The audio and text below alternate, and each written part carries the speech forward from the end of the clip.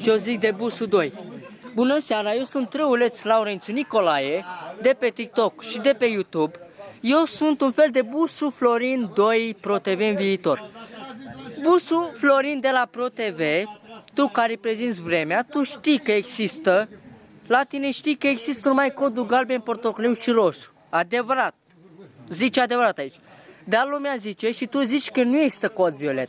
Tu nu dai cod violet. Uite că eu îți arăt că este cod violet de vreme extremă. Prima dată să vă zic, codul violet de vreme extremă, știți unde a fost în Europa? La Dubai. Haideți să vă arăt aici. Pe telefonul meu, eu sunt cu telefonul meu aici, cu Alexandra Măceșanu, să știe și familia Măceșanu și Melencu. Uitați aici, am și net, activăm netul. Uitați aici, Google Chrome. Haideți să vă arăt câteva știri pe Google. Uitați aici, cum este codul violet de vreme extremă. Uitați aici, în Europa, Antena 3. Eu am învățat și la Colegiul Economiei Gil Magiaru, să știe Galați, să știe și Liceul Costachi Conachi din Pechea, să știe Vașcu, Lorena Andreea și David Lucian. Uite mă aici David Lucian și Vașcu Andreea Lorena. Feriți-vă de vremea extremă. Cel mai rău e cod violet, adică cataclism. Uitați aici ce scrie.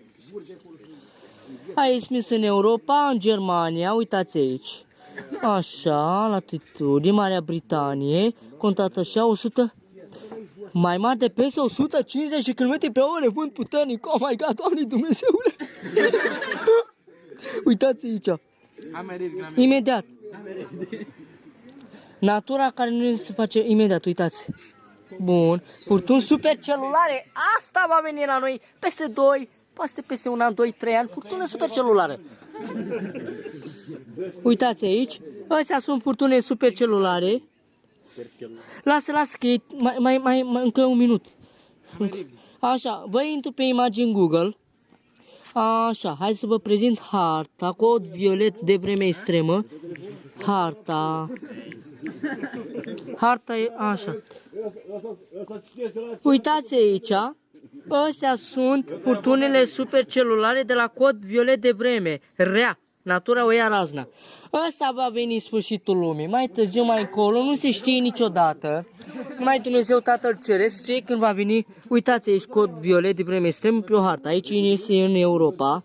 Uitați aici cod violet de vreme extremă, stați așa, unde este aici, mai prezint eu. Uitați aici, o să mă prezint cu telefonul și cu codul violet aici, măcar 10 secunde. Da mă, Ivaș cu Andreea Lorena, care lucrezi la SIA și tu, David Lucian, lucrezi la mea, ei pompieri, ai grijă și perește-ți iubita ta de cod violet. Hai să vă dau câteva exemple și sfaturi de la Dumnezeu. Că suntem oameni răi sau buni, în fața lui Dumnezeu n-ai unde fugi. În fața naturii nu te pui, contra naturii nu-i faci față la cod violet. Așa, bun. Eu vă zic aici, un minut și gata. Așa, aici cu Măceșanu, prezint un pic aici. Un minut, atât. Uitați aici poze, Luiza, Dumnezeu să o ierte, Alexandra, eu, așa. Bun. Da, mă, și cam asta e cu codul violet de vreme extrem. Nu, imediat, nu mai am cuvinte și na. Asta e, eu sunt aici, și asta așa, busul Florin, chiar lumea să creadă că există și cod violet de vreme există și chiar există că este aici. Așa, cum ar fi furtuna aia de la Dubai. Stai așa, Olea, o secundă. Se prezintă pe imagini Google Dubai și închid. Uite, furtuna de la Dubai. Stai să prezint Dubai în furtună și închid aici. Uitați-mă aici, furtuna de la Dubai. Furtună extremă, păi cod violet și inundații, păi vedeți? Ia uitați aici. Imediat. Nu mai e mult, imediat. Uitați aici. Dezastru în Dubai, bă. Uitați, bă, cod violet. Vai, mamă, și fulgere care ne lovește. Nu trebuie să purtăm furtuni metalice și mașini decapotabile și nu trebuie să facem. Asta, eu sunt Răuleț aici și v-am prezentat și codul violet de vreme extremă. Da, cam atât la imagini. Și oprim cu harta. Stai așa. Ia, ține așa un pic și filmează-mă 10 secunde să zic ceva.